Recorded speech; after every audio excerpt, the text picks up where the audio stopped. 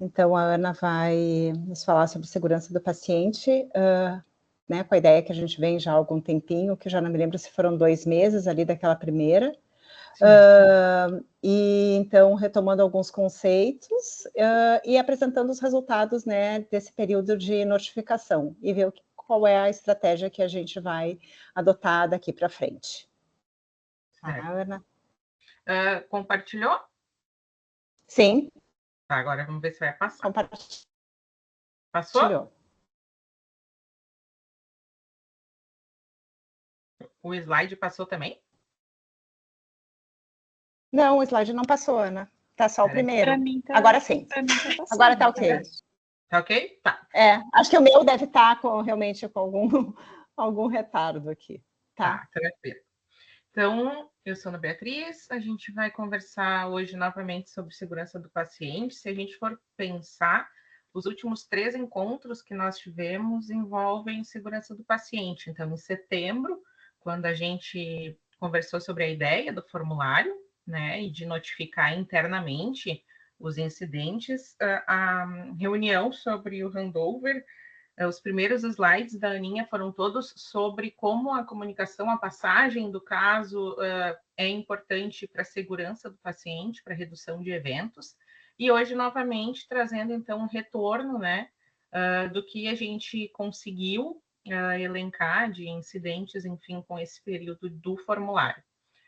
Eu queria agradecer a todos que estão aqui e a todos que vão assistir depois, e que a gente possa, cada vez mais, trazer esse assunto à tona e trazer assim, a importância que é de discutirmos diariamente, né, a segurança do paciente na UTI. Então, o primeiro slide para a gente relembrar alguns conceitos, né? A segurança do paciente para a OMS, é reduzir ao mínimo aceitável o risco de dano associado ao cuidado em saúde. Incidente é qualquer evento ou circunstância que poderia ter resultado ou que resultou em dano desnecessário ao paciente.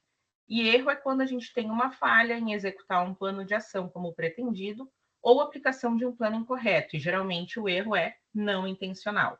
Então, eu trouxe esses 3 conceitos só para a gente rememorar, né? Porque é importante, às vezes a gente não sabe, né? Eu notifico ou não. Se acha que é um incidente, pode notificar, porque a gente quer reduzir ao mínimo aceitável o risco de dano.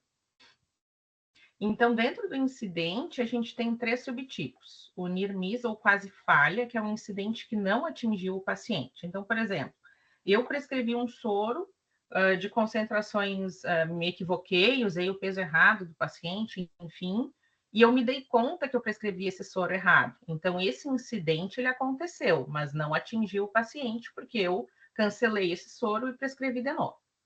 Se eu prescrevi um soro errado e esse soro foi colocado no paciente, mas não causou nenhum dano, não causou alteração de balanço hídrico, hidroeletrolítico, enfim, é um incidente sem dano. Já se eu prescrevi um soro errado, ele foi colocado no paciente e ele teve que fazer algum ajuste depois hidroeletrolítico, digamos assim, a gente teve, então, um incidente com dano. Um incidente com dano é o que se chama evento adverso, mas todos são incidentes. E a gente quer saber todos os incidentes, desde a quase falha até o evento adverso, porque ali na quase falha que a gente tem que tentar agir para que não aconteça o evento adverso em si. Na literatura, eu vou ler um por um até para trazendo, né, ideias do que pode ser evento adverso, né, e que são exemplos documentados, então, em artigos, tá? Infecções relacionadas à saúde. Então, infecção de corrente sanguínea relacionada a catéter central, mediastinite por retardo de fechamento externo, pneumonia associada à ventilação, infecção urinária associada à sonda vesical de demora. Complicações de procedimentos, como passagem de catéter central e um pneumotórax. O paciente teve que fazer circulação extracorpórea e teve um AVC isquêmico associado. Medicamentos. Então, se administrou pancurônio num paciente entubado, trocou a via de administração do medicamento. Então, por exemplo, era um medicamento para fazer no dreno e ia fazer endovenoso. sangramento secundário anticoagulação, subdose de medicamento para dor. E aqui em medicamento, até foi a Ripérico que me mandou um slide do congresso que ela foi, e eu já tinha lido, estudado sobre isso, porque dor é um evento adverso. A náusea, vômito é também um evento adverso, né? Causa sofrimento para o paciente. E se a gente tem uma prescrição de subdose, né, e a gente acabou, então, não tratando adequadamente esse paciente, ele teve um sofrimento. E muitas vezes a gente sempre pensa na medicação a mais que eu prescrevi, né, no erro a mais que foi cometido, digamos assim. Complicações cirúrgicas, então, paresia transitória após cirurgia de escoliose, um BAVT após cirurgia cardíaca, e num dos artigos, assim, específicos de complicações de cirurgia cardíaca, eles até citam que, independente do que aconteceu do ponto de vista cirúrgico e técnico, se teve um bloqueio após a cirurgia, isso é um evento adverso. Eventos terapêuticos, então, TVP associada a retardo na retirada de catéter central, extubação não planejada com necessidade de reintubação, oclusão arterial após cateterismo. Eventos de diagnóstico, atraso no diagnóstico de hipercalemia, atraso na definição de perfuração intestinal, então, atraso na coleta de um material, o paciente foi para o bloco, tinha a possibilidade de coletar um material para cultura, não coletou. Aí, no dia seguinte, teve que refazer o procedimento, então, um atraso de diagnóstico também. E operacionais, atraso na canulação de paciente em ECMO, por indisponibilidade de equipe, né, em cirurgia simultânea, então não tem o que fazer, e indisponibilidade de catéter de DVP. Então, são exemplos que a gente tirou de artigos, tá? Que depois eu deixo no final na sugestão. No outro encontro, eu até não trouxe o conceito de dano, e eu achei interessante trazer, porque é uma das perguntas do formulário, né? Se a gente acha que teve dano ou não com o que aconteceu. O que é o dano? Dano é o comprometimento da estrutura ou função do corpo ou qualquer efeito dele oriundo. Então, uma doença, uma comorbidade que surgiu, né, com algum internou e saiu como uma comorbidade, digamos assim. Lesão, sofrimento, morte, incapacidade ou disfunção. Então, o dano ele é de qualquer aspecto, né, físico, social ou psicológico. Dentro do dano, a gente pode classificar a sua intensidade, então, se ele é leve, então foram sintomas leves, danos mínimos, de curta duração e mínimas intervenções, moderado, em que se precisou de uma intervenção maior, que notoriamente prolongou a internação ou causou alguma perda de função, dano permanente ou em longo prazo, grave, então é uma intervenção para suporte de vida ou então uma intervenção clínica e cirúrgica de grande porte, diminuindo a expectativa de vida, e óbito. Dentro das probabilidades, aquele evento causou ou acelerou a morte. E a gente até agora está falando nos danos e nas questões relacionadas ao paciente. A instituição também pode-se dizer que ela também sofre um dano que é associado ao custo. Então, qual é o custo adicional ao tratamento com a ocorrência de eventos adversos? Então, se a gente for pensar que numa extubação acidental, a gente abre o carro de parada, utiliza o laringo que vai ter que ser higienizado de novo, utiliza um novo tubo, utiliza medicamentos, né? Então, é uma nova sequência rápida de intubação. Numa infecção, a gente tem que repetir exames de imagem, exames laboratoriais, curvar triagem de sepse, prescrever um soro errado, bota fora todo aquele soro que estava prescrito, ou, enfim, montou, né, fez o soro errado ali na hora de fazer a solução, né, e até os próprios procedimentos clínicos ou cirúrgicos. Então, se ficou uma lesão residual que o paciente teve que ir a REOP, né, é mais um custo adicional ao tratamento. Tem vários estudos, mais até em Europa, Estados Unidos, mostrando que o custo é muito alto relacionado à ocorrência de eventos adversos. Tá? Então, falando especificamente do formulário, do dia 17 de setembro até o dia 16 de novembro, às 11h15, que foi a última resposta do formulário, porque do dia 16 de novembro até hoje nós não tivemos nenhuma resposta, nenhuma notificação, a gente teve 97 respostas. 5 respostas foram repetidas, então eu excluí, né, para depois mostrar para vocês uma análise parcial. Uma resposta tinha 3 situações diferentes, então eu desmembrei. 59 prontuários distintos, então 59 pacientes, né? E 20 prontuários tiveram mais de uma resposta. O número máximo foi um prontuário que tiveram 7 respostas de incidentes, digamos assim, e oscilou de 2 a 7, então, que foi o máximo. Só para vocês terem uma ideia de como que aparece, eu transformo depois o formulário numa tabela e é exatamente assim. Primeiro vem a data e a hora que foi notificado, o que aconteceu, o prontuário, data que aconteceu, o turno, se ocorreu o dano, a descrição, e depois eu acrescentei uma nova coluna em que eu tentei dividir em grandes grupos as notificações para a gente depois poder definir as áreas de atuação. Então, nessa minha classificação, quais são os tipos de eventos que a gente teve? O mais comum foi dispositivos, com 34%. Dispositivos aqui inclui dreno, tubo, catéter, PAM invasiva, tá? E outros a mais. Medicamentos, 27,7% em segundo lugar, e aí de medicamento, tanto erro de dose, medicamento que foi aplicado quando não era a orientação, ou medicamento que não foi aplicado, apesar de ter a orientação, então, diversos tipos.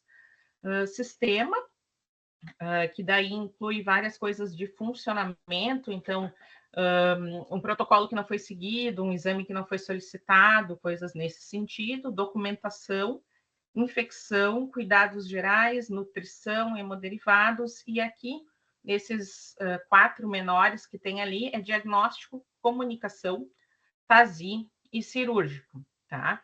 E a comunicação, na verdade, teve um evento que foi especificamente sobre comunicação, tá? Que a pessoa, se eu não me engano, falou paciente convulsionando, mas não disse onde, quando, como, leito, nada, né? Então, a notificação foi que isso foi realmente um incidente, atrasou, digamos assim, o atendimento.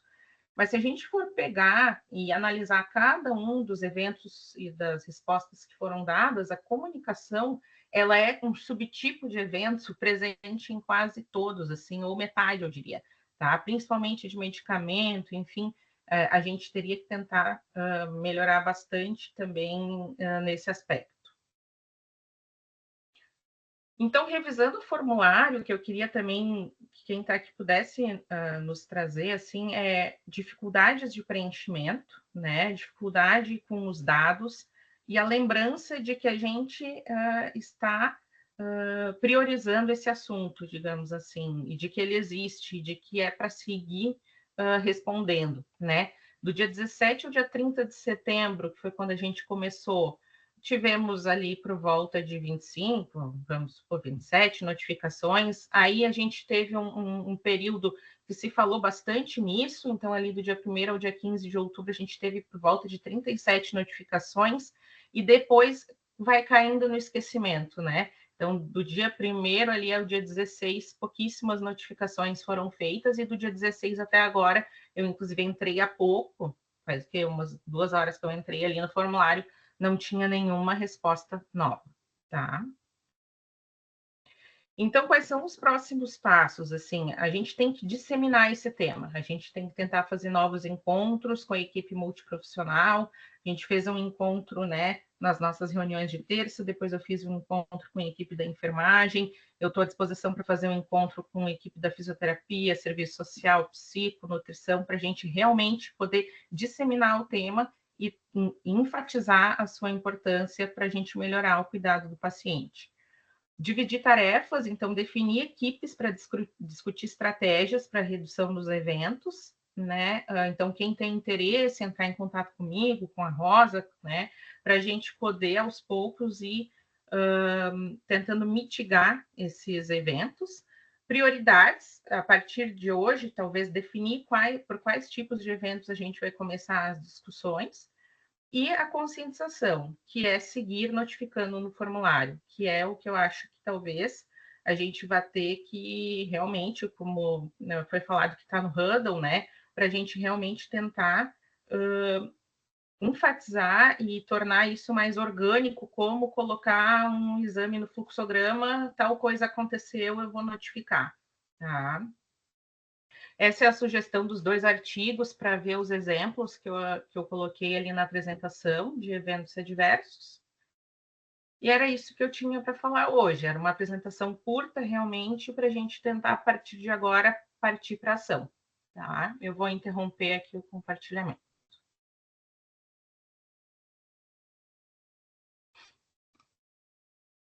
Muito bom, Aninha. Eu queria até aproveitar para comentar, falei para a Cláudia que eu participei ontem de um lançamento de um programa que vem bem ao encontro disso, Ana, mas de uma outra perspectiva, que é a perspectiva do paciente, né? A Santa Casa ela está comprando o Safety for Me, né? Que é um aplicativo que foi criado por um médico nosso aqui do Rio Grande do Sul e que já implementou em vários hospitais do Brasil, em que ele vê a perspectiva do paciente em três pilares, né? A segurança do paciente, o cuidado centrado no paciente e a jornada do paciente. E dentre a segurança do paciente, nesse aplicativo, que todos os pacientes vão ser orientados a utilizar, a primeira coisa que vai aparecer são aqueles 6 protocolos da ONA, que são os protocolos de segurança, com vídeos curtos, né? Então, um dos comentários que ele colocou, isso vai ser implementado em toda a casa, que daqui a pouco a gente possa receber de um paciente um comentário do tipo: não, doutor, o senhor não vai me examinar, mas o senhor não higienizou sua mão. O senhor não, ou a enfermeira técnica vai mexer no catéter e a senhora não higienizou a mão. Então, o paciente vai se apropriar disso também. Então, é uma coisa que está definida e que vai acontecer. Já começou pelo Nora e vai acontecer em todos os outros hospitais. Então, eu acho que vai ser mais uma coisa. Além da gente se monitorar, a gente vai ter a monitorização do paciente. Isso vai criar, inclusive, o paciente vai ter uma capacidade de fazer uma ouvidoria em tempo real. Quem que vai responder isso, depois a gente vai saber. Mas isso já é uma definição. Então, mais um motivo, assim, para a gente realmente ficar em cima disso, porque realmente o efeito dos números que ele colocou ontem, em torno de mortes no Brasil pelo DataSUS, em torno de eventos adversos hospitalares, ele ficaria entre segunda e terceira maior causa de morte de óbitos no Brasil. Sim. Eu acho que foi a Ripérico que me mandou que ia ter esse encontro com o Salvador, né? E eu queria ter Salvador, ido. Mas eu estava na UTI, daí quando eu vi o horário eu não consegui participar. E é realmente mas isso vai ser amplamente divulgado e vai ser treinado, porque a gente vai ter que ter um treinamento, tanto da equipe médica quanto de enfermagem, para lidar com isso, né? E para resolver estes problemas todos. Sim, porque para o paciente adulto isso é mais fácil, entre aspas, né? Para a criança vai ser a família. Se a família não estiver ali, dependendo do que vai seguir acontecendo, se o paciente estiver desacompanhado, dependendo da situação. Mas para o familiar é importante, e sim, eles têm que falar, né? Só que não deveria chegar nesse ponto, né, do familiar ter que falar. É isso que a gente quer tentar implementar, né? Não sei se alguém tem alguma colocação especificamente do formulário, afins. Uma coisa que eu estava pensando, Ana, assim, vendo sobre esses 10 dias que a gente não teve registro. Só no Hudl a gente falou todos os dias de algo, não é, que aconteceu. Então, assim, eu acho que, de repente, um está deixando para o outro para notificar, não é? Então, ontem mesmo teve a desconexão ali da DVP do Davi Gaston, né? Que nós falamos no Hudl de tarde. E a gente não notificou. Então, como é que a gente vai organizar isso? Eu acho que é algo importante para a gente ver com a equipe da enfermagem, não é? Porque não é algo relacionado ou à enfermagem ou à equipe médica, é algo relacionado ao paciente. Então, como é que a gente vai, na prática, notificar isso para que não se perca? Porque a gente sabe que aconteceu, a gente considerou que era um evento que deveria ser notificado e isso não aconteceu. E vários outros, né? Todos os dias você falou em alguma coisa, tá? Sim. Então, eu ia falar isso, Vivi. em prática. Eu não sei se a gente consegue que imediatamente ao fim do Hurdle a pessoa que está responsável por anotar faça essas... A gente... Porque eu sinto que a gente passa um para o outro, assim, teve intercorrência de manhã e passa, ninguém faz, sabe? Isso. Então, era a mesma coisa que eu ia falar. Fazer isso. Pode deixar que eu faço. A pessoa se oferece, mas assim... Sim, para sair do Hurdle... Mas eu acho que não pode ser só do Hurdle isso, Rê, porque senão já vai estar filtrado algumas coisas. É isso. A equipe da manhã, a equipe da manhã, quando a gente está fazendo round, teve uma época que eu anotava os eventos, porque às vezes vem coisas da noite, não é? Porque o pessoal da noite não fez a notificação, mas aí passa no plantão e aí vem no round ali quando a gente está passando de manhã. Então, eu acho que talvez o que a gente pudesse fazer é... talvez até por semana, não é assim, olha, eu sou o rotineiro que estou responsável nessa sala por notificar os eventos adversos, entende? E aí tu sabe, tu terminou de fazer o round, tu vai terminar, tu vai passar o plantão e tu vai ter que fazer a notificação daqueles eventos adversos, não é? Porque eu acho que realmente do horário do meio-dia às 4 sempre fica pior de fazer isso.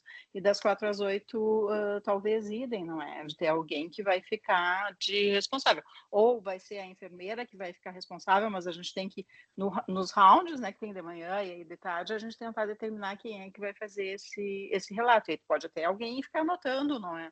Eu acho que no livro mesmo, né, no verso dali das folhas, a gente fazer isso.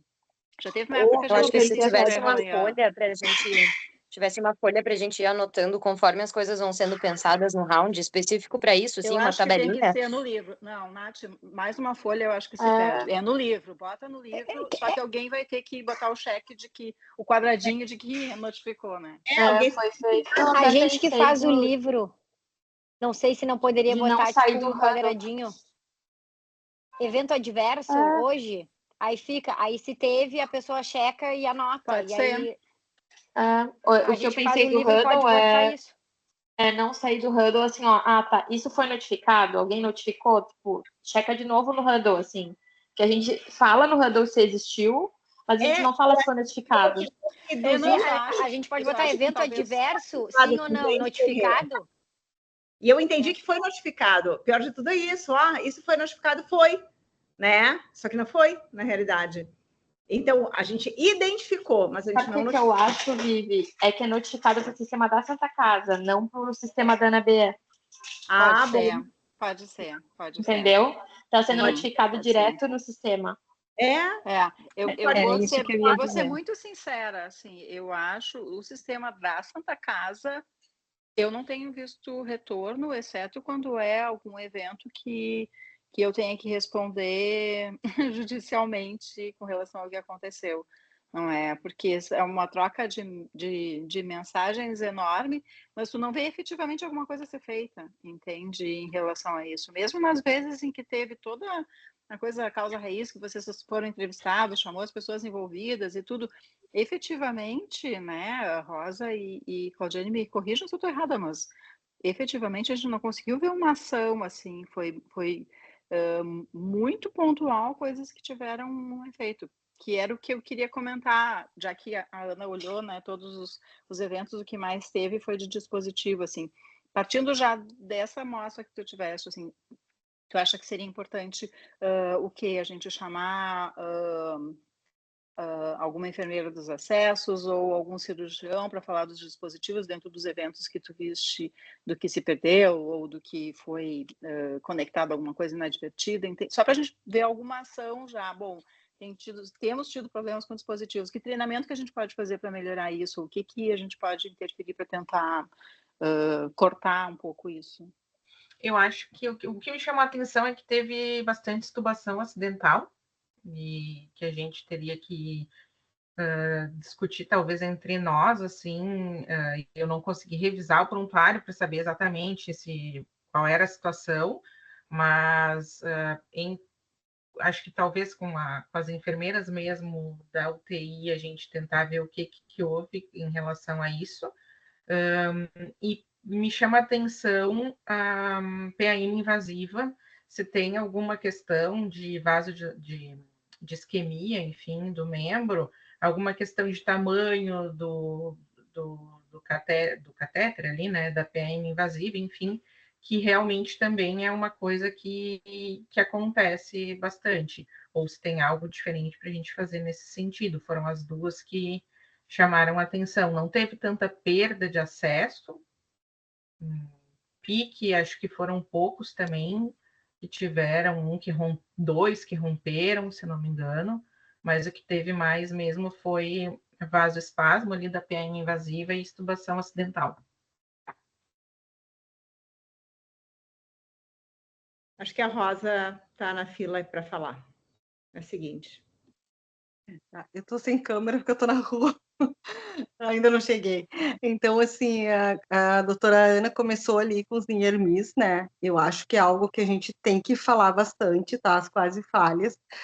Eu até acabei comentando com ela e acabei, acho, comentando só com a doutora Ana ali, por essa questão mesmo do erro, que nós tivemos uma quase falha há 2 semanas atrás, numa paciente ali do leito 18, e que quem veio me comunicar foi a mãe, justamente por essa questão que eu tenho tentado fazer, de entrar nos leitos assim, e educar os familiares para eles nos ajudarem a garantir a segurança do paciente, né?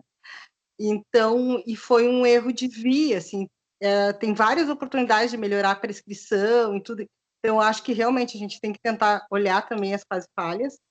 As extubações, eu concordo com a doutora Ana, eu acho que nós temos que pegar e revisar esses prontuários para ver o que aconteceu, porque foram extubações que, na verdade, nós poderíamos ter inserido barreiras para não ocorrer, pelo menos pelo que eu olhei ali nos prontuários, né, mas eu acho que outras pessoas olhando é sempre bom, né, só enriquece, né, e eu concordo com a senhora, doutora Cláudia. A questão de notificar na Santa Casa, né, eu estimulo o pessoal a notificar e tudo, porque nós temos, né, essa entrega para fazer, mas realmente não tem retorno, né? Nós tivemos um evento, que foi aquele evento da sonda, que foi insuflado balonete na uretra, foi notificado na Santa Casa, ninguém perguntou o que houve, nem nada, então, assim, simplesmente eu respondi, tá, aconteceu, tudo bem. Só que não é tudo bem, né? Então, realmente, é muito isso. Notifica uma extubação, vem, daí eu falo o que aconteceu e fica por isso mesmo. E eu acho que outra coisa a gente poderia, não sei como, daí, né, acho que vocês podem ajudar muito, assim, disseminar na equipe a cultura de segurança. Hoje, ainda, a nossa equipe de enfermagem, daí eu estou falando lá no técnico de enfermagem, tá?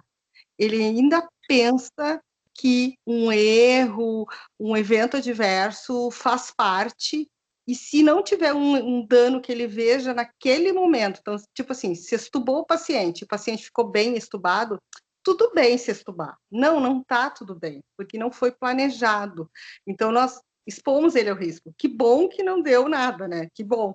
Mas nós expomos, e eles não conseguem entender isso. A quase falha, então, eles nem comunicam que para eles, assim, bom, se não chegou no paciente, está tudo bem. E nós perdemos a oportunidade de criar barreiras para não acontecer mesmo, né? Então, acho que a gente tem essa tarefa, assim, porque realmente eles vêm do ensino, isso não é falado. Tanto para técnico quanto para enfermeira, eles não vêm com essa cultura de segurança. Não vêm mesmo preparados para isso, né? E bem como a doutora Aline falou, realmente, nós vamos começar, a Santa Casa está dando esse passo enorme, né? E não sei se nós estamos preparados, as equipes estão preparadas para isso, né? Acho que é a Raíssa agora.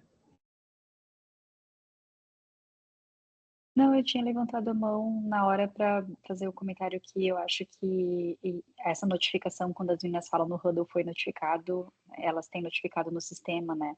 No sistema da Santa Casa. Acho que talvez a enfermagem não tenha aderido tanto ao formulário da Ana quanto a gente, assim, acabou ficando mais pra gente. Fiquei pensando sobre, você falou das PAMs, Ana, os eventos adversos das PAMs têm a ver com perder PAM ou com as lesões? Porque acho que tem uma coisa de técnica, acho que teve uma coisa de material, né, doutora Cláudia, que que andou mudando, qualidade de material, essas coisas assim, mas acho que também talvez tenha coisas no processo de enfermagem que talvez as meninas pudessem nos sinalizar, assim, do ponto de vista de melhoria, assim, a gente culturalmente faz heparina, né, usa heparina na PAM, mas vou dizer que não foi nenhuma e nem duas vezes, assim, que o paciente chega de pós-operatório e demora para ser instalado.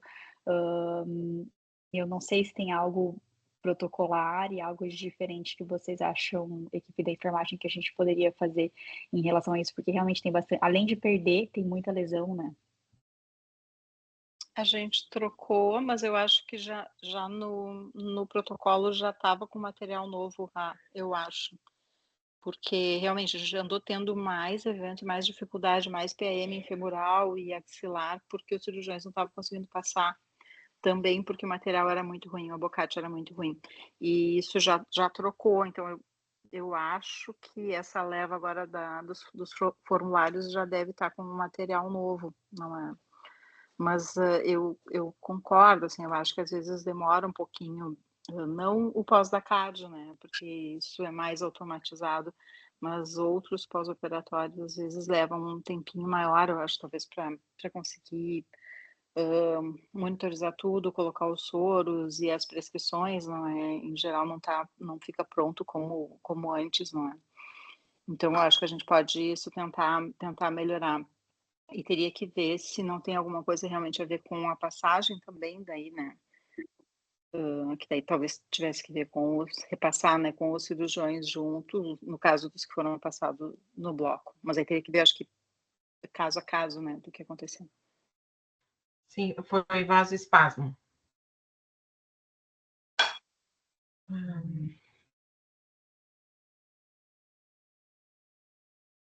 Claudiane?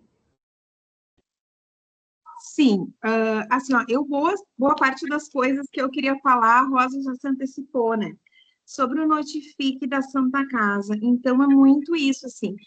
A gente faz as notificações ali, a gente incentiva a equipe, até porque é um protocolo, e a gente tem isso, né?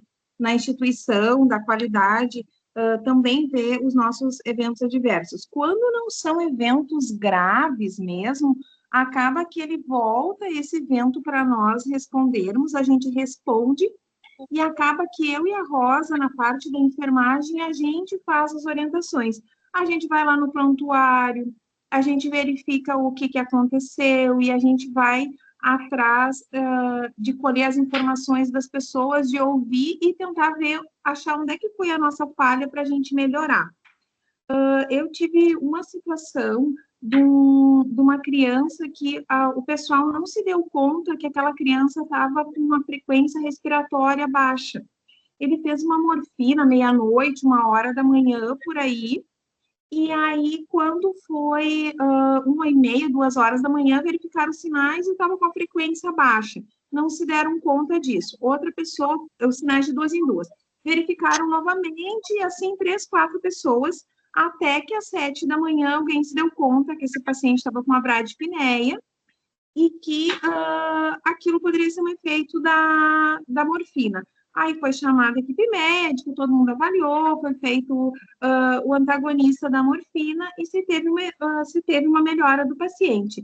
Quando eu fui revisar todo o processo e conversar com as pessoas, elas não se deram conta que a frequência respiratória do paciente na VNI, ou com oxigênio, que seja, a gente não estava, eles não se deram conta que aquilo ali era um sinal de gravidade.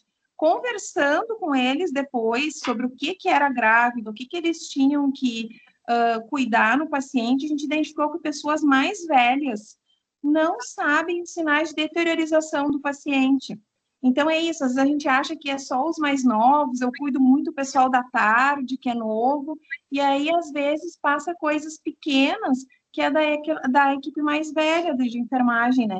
Então, a gente não tem também na Santa Casa treinamentos continuados para a equipe, e isso faz falta, assim, de vez em quando a gente revisar o que é importante, deles terem essa noção de gravidade, porque são eles que vão nos comunicar, né?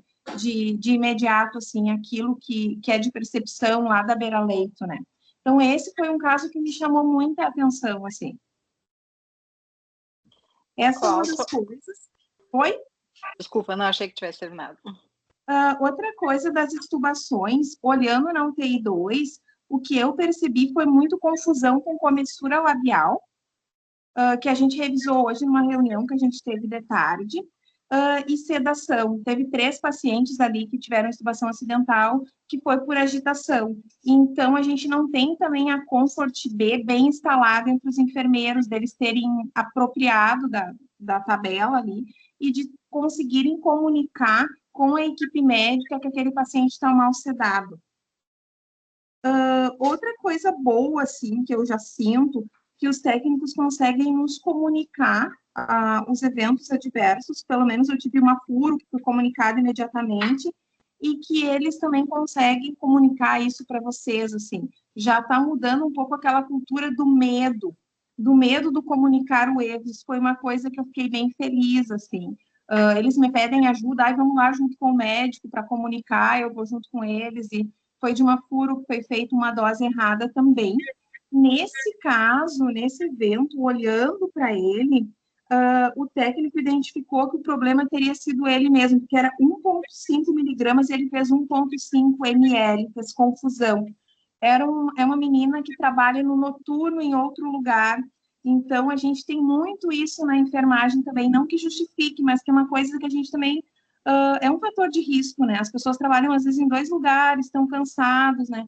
E eles têm muito mais oportunidade de errar do que nós, né? Porque eles estão o tempo todo preparando medicação, calculando a medicação, às vezes é uma pessoa mais velha, que daí não está fazendo dupla checagem. Da UTI 2, assim, foram os 2 casos que me chamam mais atenção, assim. Um, falta de conhecimento, e o outro que a técnica identificou e me comunicou que ela acha que fez errado porque ela estava muito cansada, pós-plantão de outro hospital também. Outra coisa que também eu gostaria de falar, que eu e a doutora Cláudia tivemos uma reunião ontem com as famílias, né, do quanto da comunicação. Como a gente acha que a gente está sendo claro para as famílias, às vezes, né, e que a gente não, e para eles aquilo não é claro, né. Claro que nessa situação a família também tinha um contexto diferente, tinha um contexto complicado, mas eles não conseguiam ter uma referência, ficaram dias internados com a gente e não conseguiam ter uma referência de nomes, de conseguir explicar quem é que foi, que deu a informação para eles, né? Então, isso foi uma coisa que me chamou a atenção e que eu repassei para a equipe dos técnicos, dos enfermeiros também, e que eles traziam a reclamatória do períneo, que para a gente, num paciente grave, não é o mais importante, mas para eles aquela demora no prescrever uma pomada, no dar aquele conforto, para eles fez a diferença naquele, de percepção, né, de cuidado nosso pelo períneo que a gente demorou para iniciar uma pomada para assadura. São coisas assim que eu fiquei me questionando depois. Acho que é isso. Acho que a Cirlei está na fila. Eu só queria perguntar uma coisa para a Claudiane e talvez para a Rosa. Se vocês acham, só pensando no que a Cláudia trouxe ali, se vocês acham que teria alguma efetividade ou que funcionaria mini aulas bem curtinhas, tipo EAD, que a gente fizesse e disponibilizasse para o pessoal assistir. Do tipo Comfort, como que tu faz o Comfort, do tipo os sinais vitais, não é? Quais são como interpreta, quais são as tabelas de normalidade e tolerância dos sinais vitais, uso de dispositivo, como que tu usa uma sonda, como que tu administra a medicação na sonda ou no catéter, ou como que tu manuseia uma PM, enfim, se vocês acham que valeria a pena a gente fazer alguns videozinhos pequenos com relação a isso, se eles efetivamente usariam, não é? Fora das coisas institucionais, não é? Mas que se a gente fizesse esses cursos, se teria uma efetividade talvez maior do que a gente marcar um treinamento e daí não consegue ir, daí o horário, enfim. Qual é a impressão de vocês? Bem sincera. Bem sincera, vale a pena, desde que depois a gente tenha um momento, e não precisa ser uma reunião, um momento formal, não precisa. que a gente se organize para ter um momento para discutir sobre aquele treinamento. E senão o que eles fazem é simplesmente ver para dizer que viram e não absorvem, na verdade. Na verdade, eles colocam para rodar, né? Então, vão fazer para a Rosa, para a Claudiane, para as enfermeiras não nos incomodarem. Então, acho que vale um momento depois de discutir sobre aquele vídeo. O que vocês acharam, quais são as críticas, para realmente fomentar esse assunto. Acho que é isso, acho que a gente tem que desenvolver neles a coisa de estar falando todos os dias, né? Eu concordo com a Rosa.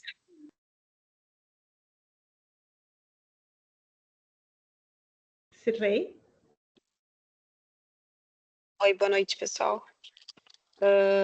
Não, na verdade, eu ia falar sobre a PAM, que eu vejo, né, daí eu não sei se isso, claro, não foi uma das queixas que a Ana falou, mas eu vejo muito a PM funcionando maravilhosamente no bloco e chega ali instantaneamente, elas não conseguem sequer instalar a PAM e ter um número em algum momento, sabe? Eu vejo que demora, muitas vezes demora, mesmo para os pós da cardio, muitas vezes demora, e às vezes simplesmente deixa de conseguir, não instala, e aí perde na hora. Então eu não sei se teria alguma coisa até na transição, sabe? Para vir de lá, não sei, pensei até em algum... a gente tem ali a nossa heparina bolsa, algum ml da heparina bolsa, não sei, alguma coisa que de repente nos ajudasse, não sei. Só uma sugestão, uma observação.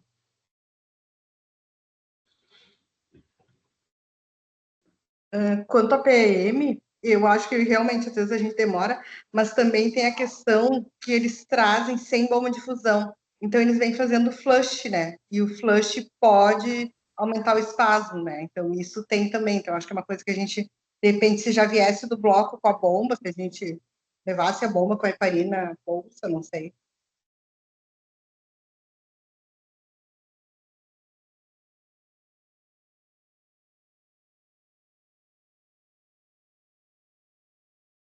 Ana, acho que isso eu posso combinar com o Newton, que a gente passe a mandar uma bomba a mais para vir a PM.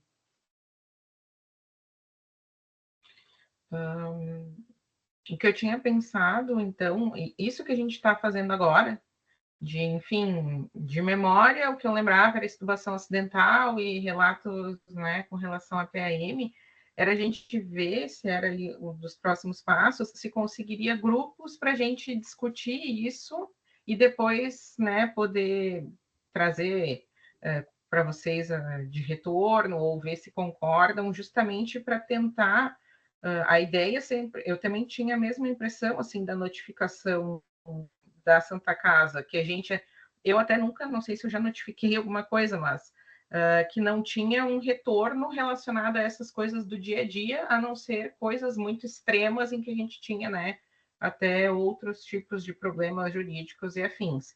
Então, a gente teria que se dividir talvez em grupos, né, e tentar elencando todas essas possíveis causas dos eventos acontecerem, né? E pensando em prescrição, que é o segundo, que é medicamento, assim como a doutora Cláudia falou do EAD para os técnicos, eu tinha pensado que muitas vezes, principalmente começo de mês, entram os residentes novos e alguns não sabem que o padrão da prescrição é 20, ou que o padrão da prescrição é em 250, em 500, ou se tu tem alguma dúvida, o nosso padrão é por litro, não é por MEC por quilo. Então, nem que a gente fizesse também para os residentes nem que fosse um arquivo, né, para mandar no WhatsApp ali, ó, o padrão da UTI de prescrição é isso, isso e isso. Se tu ficar com qualquer dúvida, tu tem que perguntar para alguém, né? Porque também aconteceu recentemente de ter prescrições erradas e tu não fica sabendo que a pessoa tem dúvida.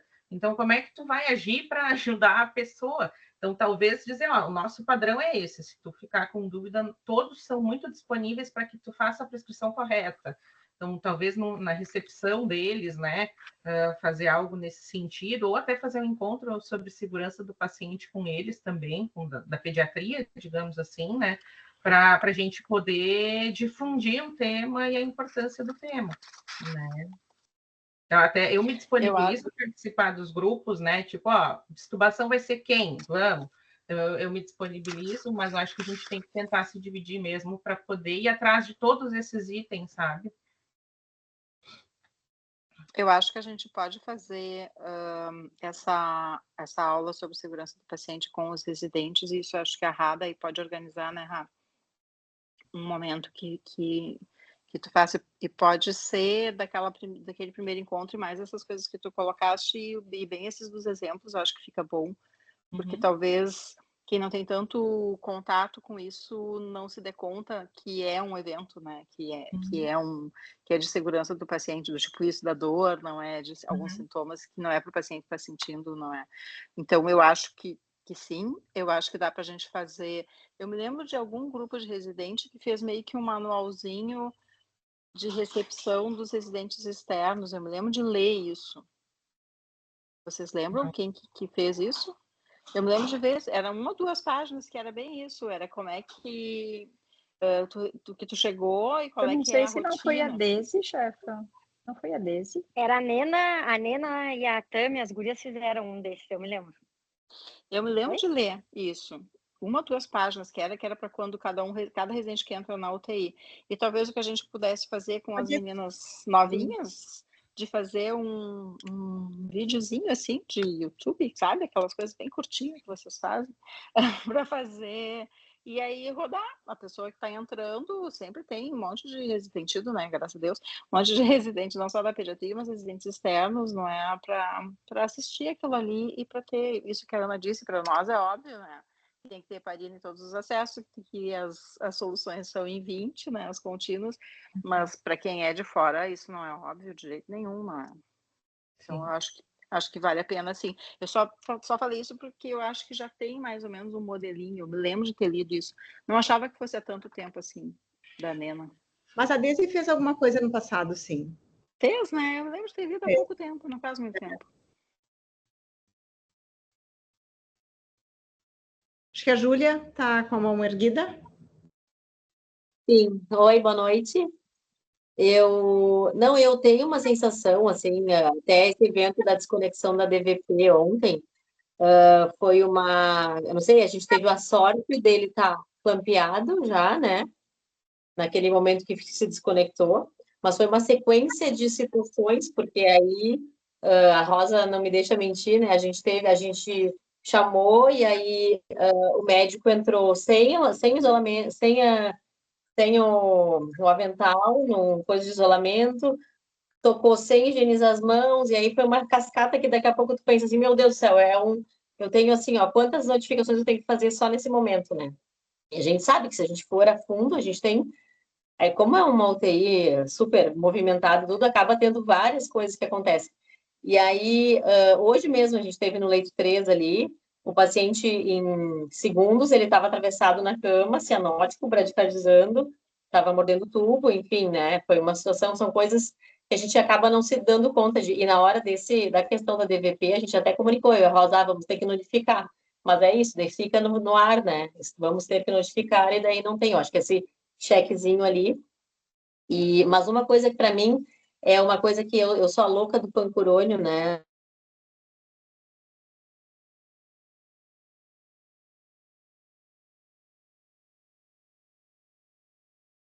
Ficou mudo?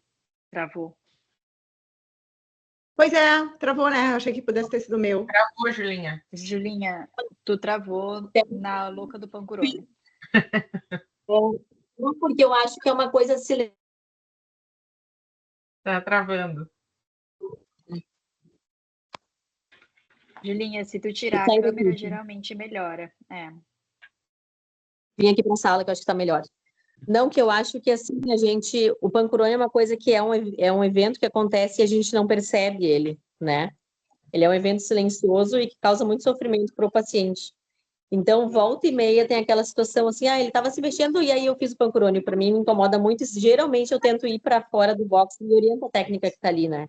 Mas, para mim, assim, ó, eu acho que Não sei se é só comigo, mas é uma coisa que eu acho que tem que ser muito, muito trabalhado com as gurias da enfermagem, a questão de bater nessa tecla, porque é uma coisa que fica silenciosa, que ninguém percebe, é um evento que o paciente só sofre, né?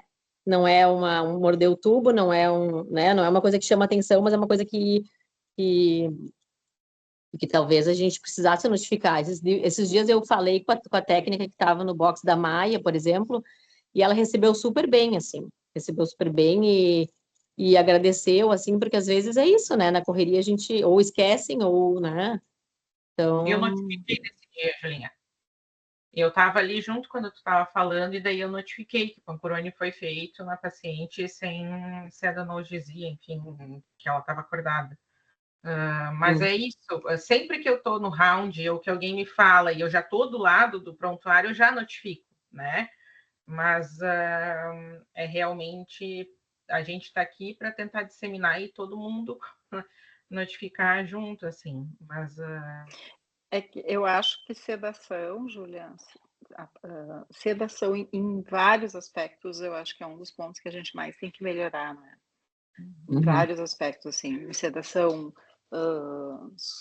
super sedação, não é? Dependendo do horário, isso é uma coisa que a Ana, né, enfermeira, quando foi para a noite, ela detectou em 1 ou 2 plantões, né, Rosa? Que os pacientes são oversedados durante a noite. Então, a gente precisa orientar melhor os nossos técnicos, não é? Sobre qual é o efeito dos medicamentos, qual o parefeito, qual o risco dos medicamentos e como que eles têm que avaliar se eles estão sedados, se eles estão com dor ou não é? Então, isso que eu digo, assim, eu acho que talvez tenha algumas aulinhas que eles sejam obrigados a assistir, bem curtas, não é? Mas que eles sejam obrigados a assistir, e aí que depois vai ser feito, ok, assistiu as 5 aulinhas de, sei lá, 10 minutos, 5 minutos, não é? E aí depois vai ter que fazer alguma reunião, de alguma maneira, e eu me disponho a participar junto, enfim, para fazer tipo uma provinha, né, sabe? Um pré-teste, um pós-teste, porque a gente está sempre batendo nessa tecla, e isso passa pela extubação acidental, não é? Isso passa por perda de dispositivos, isso passa por N coisas, não é? Sim. E eles estão Julia, do número ali, né, de eventos que aconteceram no mesmo paciente, e para ver como a gente está notificando pouco, né, porque eu mostrei para a Ana, eu acabei acessando, né, os dados da rede DOR, tá? 69, até peguei aqui os dados, 69 unidades. Então, eles têm um programa também de sistema de gestão de notificação de incidentes e eventos adversos, tá? E em 2024, eles notificaram mais de 260 mil eventos adversos, para ver como tem coisas para serem notificadas, né? Às vezes a gente tem dúvida e tal. Então, realmente é muita coisa, né? Imagina, isso num serviço que já está certamente adiante, né? Em vários aspectos, não é? De segurança do paciente. Então, é um monte de coisa. Eu acho que é isso, a gente vai ter que se organizar em relação à notificação, e é isso, como é que a gente vai se dividir para evitar, né, os problemas realmente que estão acontecendo, os principais. Eu me ofereço para ficar no grupo dos medicamentos. Ana, não sei se tu está fazendo alguma listinha. Eu estou anotando as coisas e vou anotar isso então.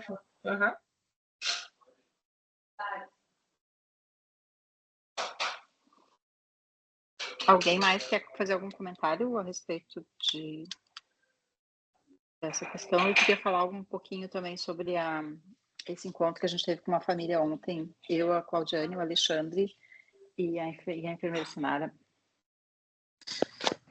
Stefano, eu só queria dizer rapidamente, assim, que realmente a comissura labial, ela tem sido anotada no quadro e a gente vê com frequência, só que ela não é respeitada, tá? Quando tu vê, tá em outro lugar, não tá no lugar que tá. E o que eu mais ouço é, o tubo tá em 8, mas no quadro diz 9,5. E eu disse, é mesmo? E aí ela disse, o que tu quer que eu faça? Aí eu falei assim, e ela assim, o que tu quer que eu faça? Eu disse, no quadro diz 9,5, né? Eu acho que tem que estar no 9,5. E esse aí eu sabia que tinha que estar no 9,5, já tinha dado treta. Então, assim, ele é anotado no quadro, mas isso não está resolvendo.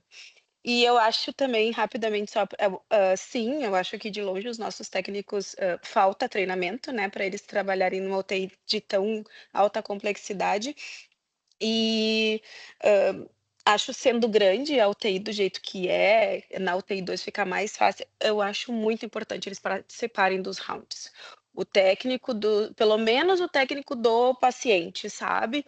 Porque isso, eles pegam os comentários que são feitos e isso eles conseguem entender o que está acontecendo com o paciente e ficar mais atentos a realmente o que precisa ficar naquele paciente, e aí eles aprendem.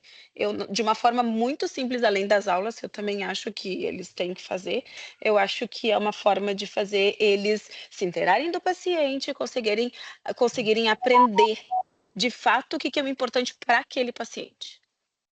De manhã, eles estão participando. Então ali na UTI 2, na UTI 2, eu acho que a gente, esses dias até estava conversando com a Cláudia, a gente tem muito... UTI do quarto também, mas a gente conseguiu, acho que já avançar, né, em relação a isso, e de perguntar para o técnico, né, olha, coisas pontuais, né, sobre o paciente, para que ele realmente se sinta fazendo parte daquilo ali, não é? E na medida do possível, a gente explicar que sejam coisas simples ou coisas mais complexas, dependendo, né, do nível do técnico, né? Então, alguns já querem saber coisas maiores, né? O que é ótimo, mas de inseri-los nisso, né? Fazer participar. Então, volta e meia, assim, a gente está no round, assim, daí volto, tá, fulano, o que tu achou? Porque a gente tem a tendência de atropelar, né? Mesmo num dia que está tranquilo, a gente tem uma tendência de atropelar, né? E não deixa as pessoas falarem. Então, a gente tem que se policiar em relação a isso, sabe? Que quando vê, está assumindo mesmo o contratado, não deixa nem o residente examinar ou fazer as coisas e tudo, né? Então, é, assim, um treinamento enorme, né? Mas acho que é esse o caminho, sim, Cirlei, sem dúvida. Gurias, só... Quem ouvia aqui? A enfermeira Natália está ali na fila. Deixa eu ver quem mais. Acho que tem a Júlia que está na frente, Natália, depois é tu. Tá bem.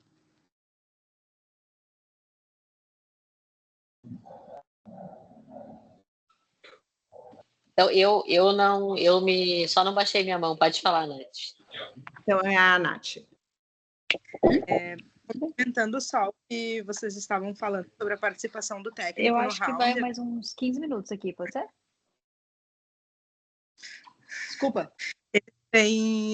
Nós temos notado ali na UTI 2 que eles têm sentido participantes, assim, e valorizados neste momento do round, e contribuído e fomentado neles também de estarem mais presentes e trazerem mais coisas dos pacientes ali para eles, né? Porque muitas vezes eles têm alguma dúvida e aí a equipe médica já explica para eles, já esclarece sobre a própria cardiopatia, então tem sido algo muito positivo a participação deles. Mas trazendo sobre o que vocês falaram sobre trazer alguns vídeos explicativos e, enfim, treinamentos, eu me lembro, há muitos anos atrás, uma aula que a doutora Cláudia deu sobre medicações lá na UTI do quarto andar para a equipe quando eu era enfermeira da manhã lá em cima, e todos os técnicos aderiram e foi algo que eu me lembro que fez uma transformação também na atuação deles, assim, porque eles conseguiram entender o funcionamento daquelas drogas. E por que o pancurônio não se dava tanto? Por que se escolhia o MIDA? Por que se escolhia o Fenta?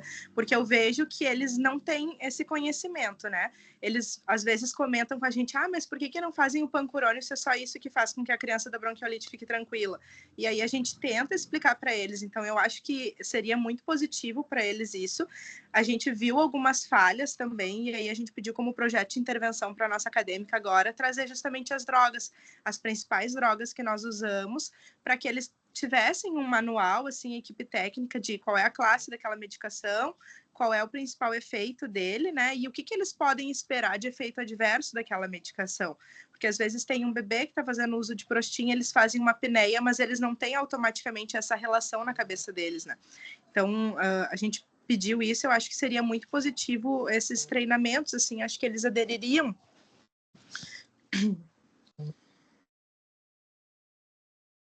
A gente pode fazer uma lista dos medicamentos mais usados. Fiquei pensando, tá? Estou pensando em voz alta aqui.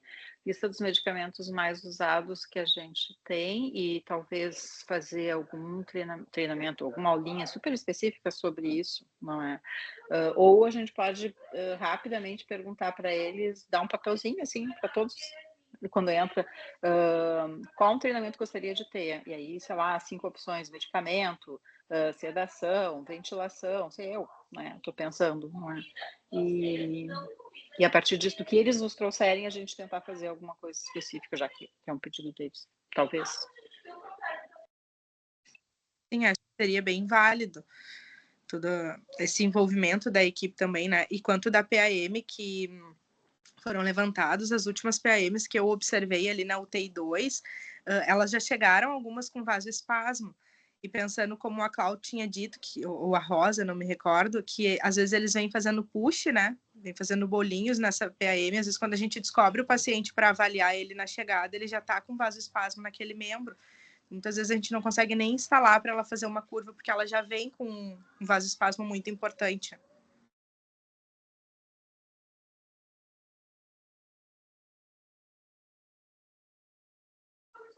Isso eu vou mandar para o Newton já, agora de noite mesmo eu mando para ele, para amanhã a gente já lembrar de mandar uma bomba a mais para vir para a PM.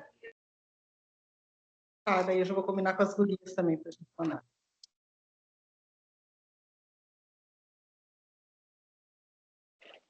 Mais algum comentário? Depois, se vocês lembrarem alguma coisa e quiserem mandar ou para a Ana ou para mim, para a gente tentar fazer ações, para a gente atuar em áreas diferentes ou ideias, daqui a pouco vocês têm, depois desse momento aqui, podem nos mandar que a gente vai tentar começar isso, então. O que eu queria comentar, que a Cláudia já começou a entrar no assunto, foi isso. A gente teve uma reunião, então, com uma família que o paciente faleceu. Foi uma família, inclusive, que a Deise apresentou numa reunião de óbito, uma recém-nascido que entrou com quadro de enterocolite, depois positivou um adenovírus, fez uma SARA grave, insuficiência renal, choque e acabou falecendo. Foi uma internação relativamente rápida, uma semana mais ou menos, e a gente teve várias ouvidorias, assim, não é? Que a avó materna foi nos mandando, e como a criança acabou falecendo, tinha coletado um exoma, a gente queria sentar com eles para conversar e passar o resultado do exoma, que demorou um pouco para vir o resultado, enfim. E a gente, depois eles desmarcaram, a gente marcou numa data, eles desmarcaram, marcamos de novo, eles desmarcaram de novo, e ontem a gente conseguiu sentar e conversar. Foi 1h45 de conversa, uma conversa muito difícil, e na lista do que a Ana B apresentou ali de eventos, não é? O que me chamou mais atenção é que a gente teria...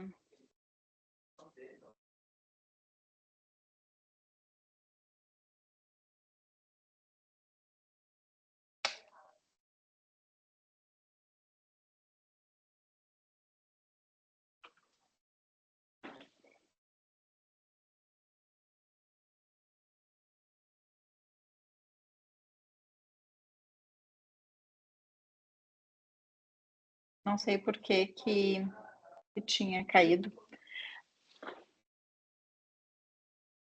A gente te ouve bem, chefa, e te víamos também. Agora a gente nem te ouve nem te vê. É que tentou entrar uma ligação e aí... Agora tá tudo certinho.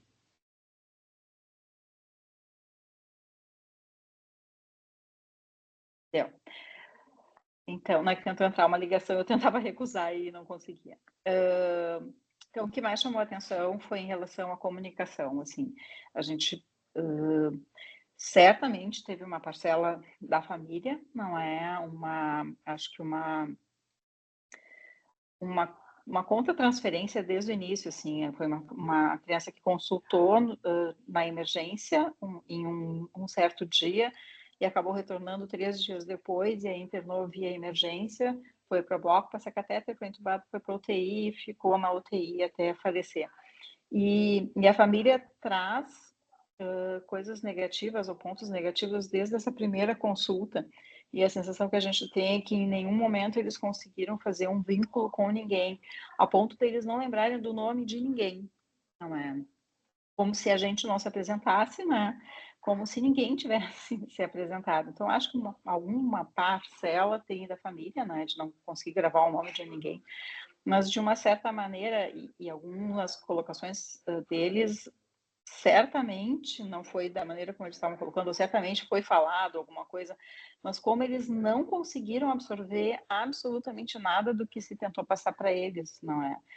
E que, então, assim, reforçando para a gente, eu não sei ainda se vai ter alguma complicação legal, não é? Eles já consultaram o advogado, a avó disse que eles não vão querer levar adiante, que até depois dessa conversa a gente não vai querer levar adiante, mas um dos pedidos deles que realmente a gente passasse esses relatos deles para o resto da equipe, para que a gente pensasse sobre isso e tentasse evitar que isso acontecesse novamente, não é? Então, eu fiquei pensando nisso, assim, em geral, não é? A gente, quando entra, a gente se identifica, pelo menos no primeiro dia, às vezes nos outros dias a gente não se identifica.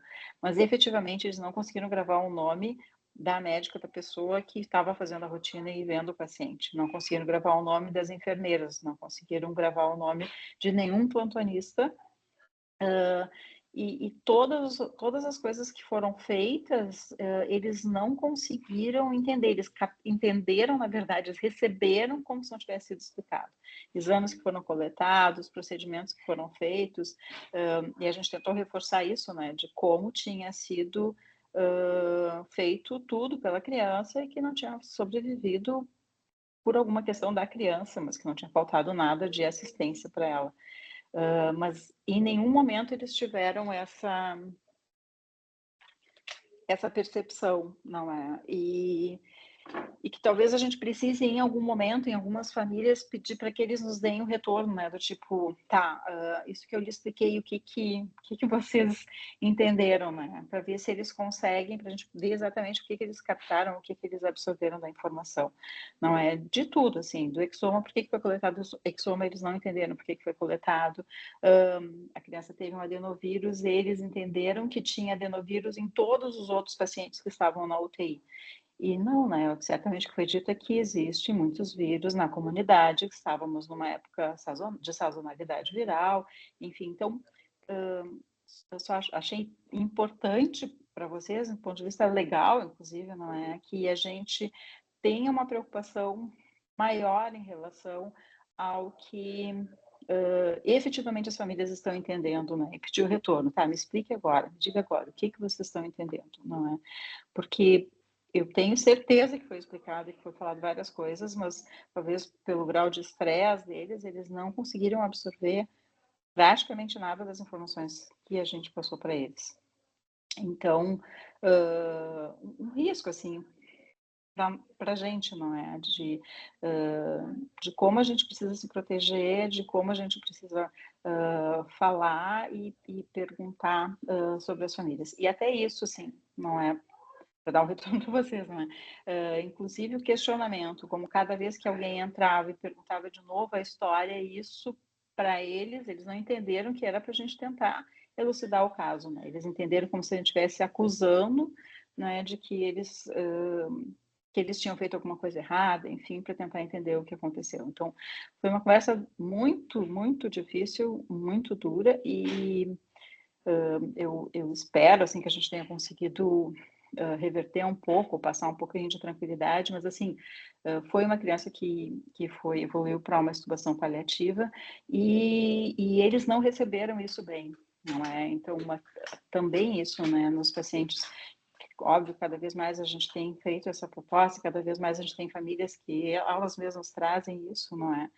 Mas, eventualmente, em quadros muito agudos, essa é a segunda vez, a segunda família que eu recebo pós-óbito que teve uma extubação paliativa e que eles não ficaram confortáveis, pelo contrário, eles ficaram mais, se sentiram mais agredidos, talvez por alguma questão exatamente de não ter feito, não ter uma empatia, não ter um vínculo que tenha sido bom com a equipe, mas para a gente se resguardar, para a gente se proteger, para a gente ter mais segurança em relação a isso, né? Óbvio que a gente às vezes fica muito sentido do tratamento fútil, né, de prolongar sofrimento, mas algumas vezes algumas famílias não estão preparadas ainda para isso e a gente precisa perceber isso, talvez, e se cuidar um pouco com isso.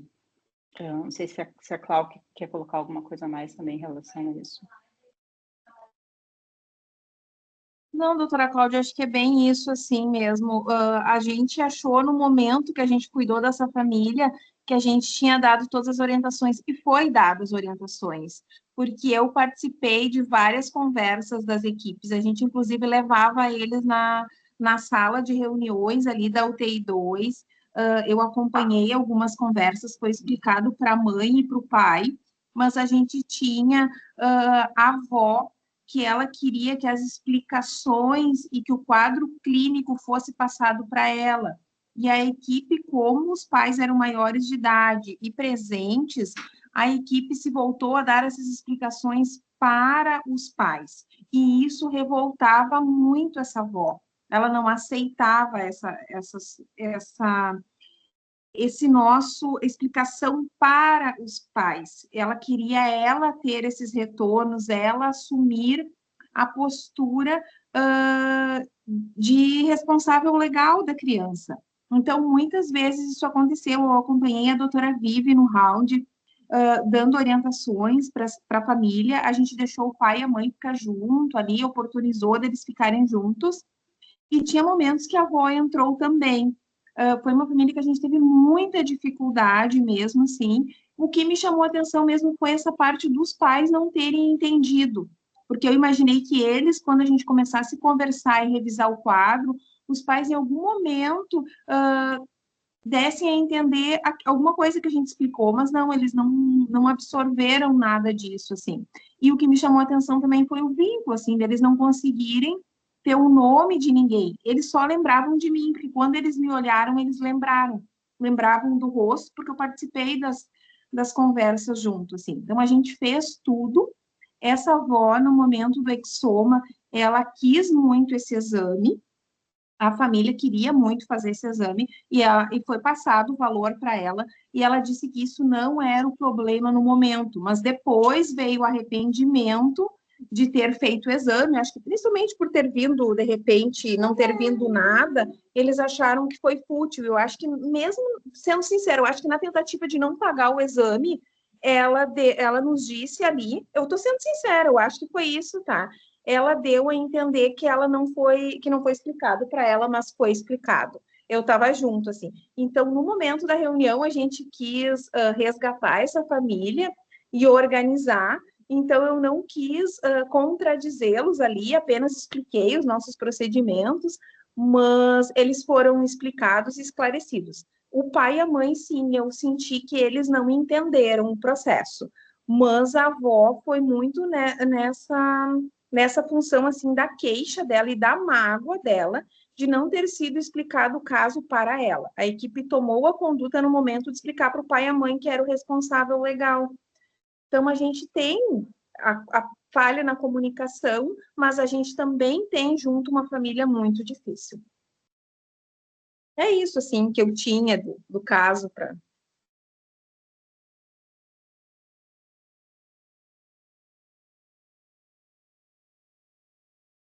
Acho que era isso. 8h23. Sim. Vamos encerrar? Sim. Chefa, tu acha que eu coloco ali no grupo voluntários para grupos para discussão? Já anotei o teu nome, mas eu acho que eu coloco ali no grupo, né? E aí eu vou pedir também para quem tiver esse manual para os residentes, para a gente também já poder olhar o que já tinha e poder dar seguimento. Tá? Ótimo. Então, tá bem. A Rá marca uma aulinha com os R's também. Uhum. Certo. E, Rosa, se vocês conseguirem bolar alguma enquetezinha aí com os técnicos do dia e da noite, tema para já vou aula. fazer uma enquete amanhã, a gente já começa a fazer uma enquete com eles. Acho que algumas coisas nós vamos ter que sugerir, porque principalmente ali na UTI do quarto andar, né, doutora Cláudia? Mudaram muitas pessoas, eu estou com muitas pessoas novas, e infelizmente elas não têm nem condições de fazer a crítica, né? Mas eu acho que vale, de repente, a gente pedir, até porque tem muitos antigos que vão poder nos ajudar também, né? Quais são os maiores riscos e tudo. Dá para botar os itens, né? 5 itens, assim, para eles escolherem, talvez. Para ajudar um pouco, né? Eu só quero falar uma coisa rapidinha. O que acontece? Na nossa... A Ana está aí para me confirmar. Quando a gente deu o treinamento de parada na nossa aula, por exemplo, a gente botou quais são os sinais iminentes de deterioração clínica. E aí a gente explicava, assim, tinha vídeo, inclusive, do que é um tempo de enchimento capilar lentificado, do que é uma tiragem subcostal, intercostal, retração furcular, batimento de asa. O que a gente notou? Que mesmo todo mundo incentivando a equipe de enfermagem, de técnicos a participar, a adesão ela não foi muito alta. Então, eu acho que a gente tinha que ver alguma outra forma, e eu posso ajudar essa questão de aula para eles ou para os residentes. Isso daí, né, eu posso auxiliar nessa parte, assim, de alguma forma, mas a gente tentar ver algum jeito de conseguir fazer com que eles fiquem mais, queiram participar mais, assim, sabe? É isso que eu acho, assim, eu não sei de que forma. O EAD, eu acho que ele dá uma liberdade da pessoa assistir quando ela quiser, e eu acho que também tudo já diria o Ossanai, vai muito do interesse, né? Tipo, a gente também não... As pessoas têm que estar afim, né? Já que elas estão ali, tem que estar afim de aprender, né? Mas, enfim, acho que é alguma forma para a gente conseguir estimular isso, assim. Eu me disponibilizo também a ajudar. Mas o que eu quero dizer, assim, que quando a gente deu a aula com essas informações, a gente teve uma baixa adesão, assim, eu acho. Não sei, né, Ana, o que tu acha? Foi difícil, assim, engrenar mesmo, né, os treinamentos. Depois tiveram algumas turmas mais interessadas, assim, e outras que realmente nem para fazer a parte prática ali foi mais difícil o interesse. Realmente aconteceu, assim. Mas eu acho que talvez no EAD, no pré-teste, pós-teste, talvez facilite um pouco, né? Porque eles tinham que ir num horário diferente lá, né? Também tinha a questão do horário, então daria para a gente tentar ver se conseguimos uma adesão maior. Tu levantou um ponto perspicaz, pertinente. Isso.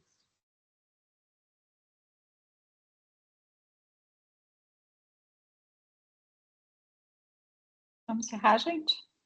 Vamos. Obrigada por todo mundo, Ana. Muito obrigada mais uma vez. Estamos todos contigo. Sim. Vamos seguir. Sim. Boa noite, gente. Boa noite. Tchau. Boa noite. Tchau, boa noite.